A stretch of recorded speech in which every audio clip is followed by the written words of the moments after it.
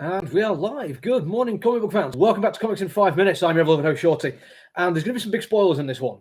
So I'm going to hit a point where I'm going to be fully upfront and tell you that the rest of it will be spoilers. We'll talk about some other things first. But if you want to read it first, you don't want any spoilers of Old Dog, then you're going to have to only watch maybe half of this review. Do apologise, but there's no way to discuss this and what it does well without really talking about what I expect and how it changed my expectations. And that does have to be talking about the plot. So do apologise for that one. Starting with about the artwork is Declan Shalvey through and through.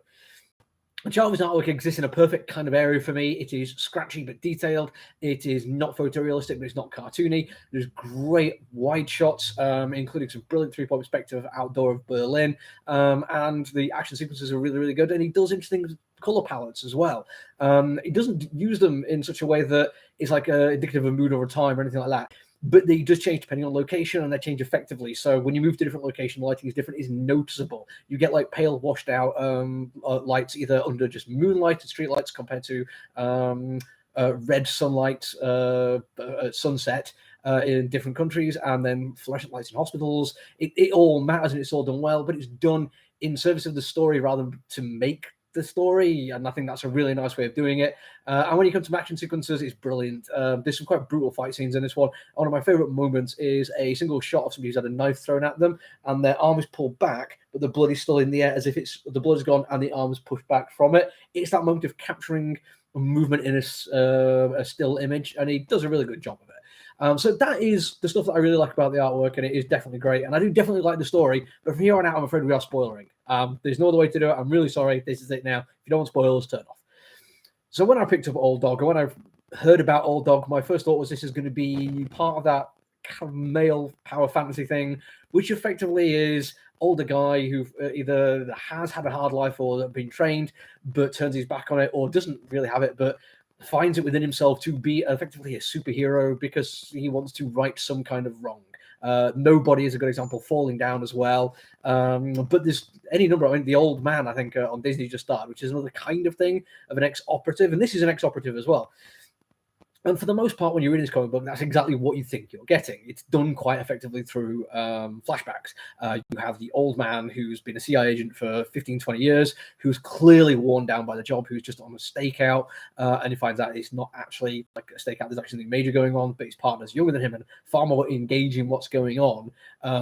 Basically run in and died. He has to go and try and rescue them. And through that, you find a little bit about his family dying and what he did that went wrong and various jobs he's worked on, and the fact that he is a grizzled old guy the CIA is pretty much done with at this point. There are better agents than him, and it's time for him to move on. Then you get the other sequence where it's a younger man, him as a younger man, in fact, in Berlin, going on what used to be a CIA-sponsored assassination with a female sniper in Overwatch, basically covering for him. Something goes wrong when they lose radio communication or choose to go to radio blackout, and he ends up getting shot in the face by the sniper in Overwatch. Doesn't kill him, and actually is part of the plot. But it's at this point we kind of realize that this is not what we're expecting, and the stuff in the van and the stakeout, that was a flashback. Because when he went into this building and got attacked by the guy with the throwing knife, there was a big scientific experiment MacGuffinry going on, and the explosion almost killed him, put him in a coma for 8 years, and gave him some kind of special powers where he could effectively regrow his epidermis, or at least reframe it so he'd look young if he needs to.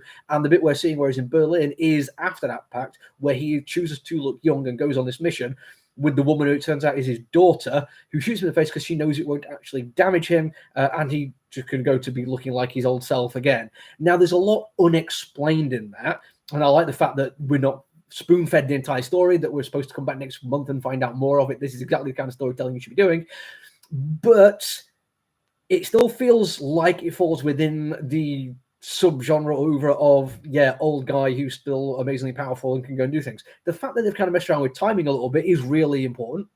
It's also really good. It was a nice twist for me.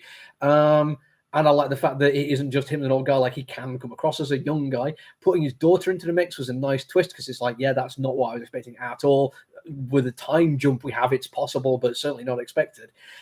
Is it different enough to Nobody and Falling Down and The Old Man? Is it different enough from those while still existing within it to keep my interest? Yeah, it actually is. I like this genre. Yes, I understand there's like a power fantasy thing about it that we're all totally capable, particularly if you're white and male, in a certain situation that you could go above and beyond and gain access to deep reservoirs of power and ability that you had, and right these supposed wrongs, whether they are wrongs or not. I like them because they're action movies. I don't really buy into that fantasy kind of thing. Falling Down is an incredibly problematic movie, but I like good action in films, and I like it. That doesn't really bother me if it's an old white guy doing it. I like The Equalizer, brilliant movies. But the fact that this is doing it in a different way means I get the excitement and the adventure, and I get the fact that they are messing around a little bit. It can be a different story. I'm hoping it's going to carry on being this good. I'm hoping it's going to stay this interesting. My only concern is it could fall into the deep well of trope which already exists and become exactly what I thought it was going to be. Here's fingers crossed, though, that it doesn't do that. That's it for me today, though. I'll be back tomorrow. Until then, look after each other, everyone. Stay safe. Bye.